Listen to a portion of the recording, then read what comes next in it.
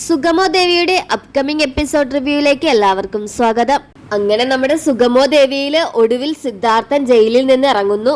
അങ്ങനെ ഒരു വമ്പൻ ട്വിസ്റ്റ് തന്നെയാണ് നമ്മുടെ സുഗമോ ദേവിയിൽ സംഭവിക്കാൻ പോകുന്നത്. അങ്ങനെ നമ്മുടെ സിദ്ധാർത്ഥനെ കണ്ടിട്ട് നമ്മുടെ മേരി തോമസ് കാര്യങ്ങളൊക്കെ ഇങ്ങനെ സംസാരിക്കുവാണ്.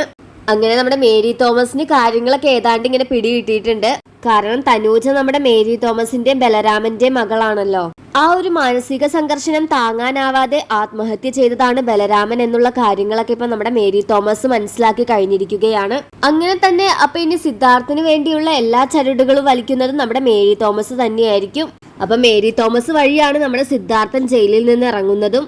എന്നിട്ട് സിദ്ധാർത്ഥ നമ്മുടെ ചന്ദ്രോത്ത് വീടൊക്കെ പഴയ ഒരു പ്രൗഢിയിൽ തിരിച്ചെടുക്കുന്നുണ്ട്. അപ്പൊ നമ്മുടെ സുഗമോ ദേവിയിൽ വരാൻ പോകുന്ന നിമിഷങ്ങളാണ് ഇതൊക്കെ. അങ്ങനെ നമ്മുടെ സിദ്ധാർത്ഥൻ വഴി നമ്മുടെ ചന്ദ്രോത്ത് വീട് ആ പഴയ ഒരു പ്രൗഢിയിൽ തന്നെ എത്തുന്നുണ്ട്. എന്നിട്ട് കാണിക്കുന്നത് നമ്മുടെ മേരി തോമസ് സിദ്ധാർത്ഥനെ കാണാൻ വരുന്നതും മകളെ സംരക്ഷിച്ചതിന് കാലിൽ വീണ് മാപ്പ് ചോദിക്കുന്നതുമാണ്. ഇത്രയും നാളും ഇവർക്ക് വേണ്ടിയാണല്ലോ സിദ്ധാർത്ഥൻ ആ പഴിയൊക്കെ കേട്ടത്. അപ്പൊ ആ കുറ്റബോധമൊക്കെ നമ്മുടെ മേരി തോമസിന്റെ മനസ്സിൽ കിടക്കുന്നത് കൊണ്ട് തന്നെ ആ കുറ്റങ്ങളൊക്കെ ഏറ്റുപറഞ്ഞ് സിദ്ധാർത്ഥന്റെ കാലിൽ വീണ് മാപ്പ് ചോദിക്കാനാണ് നമ്മുടെ മേരി തോമസ് എത്തുന്നത്. അപ്പൊ എന്ത് തന്നെയാണെങ്കിലും നമുക്ക് കാത്തിരുന്ന് തന്നെ കാണാം.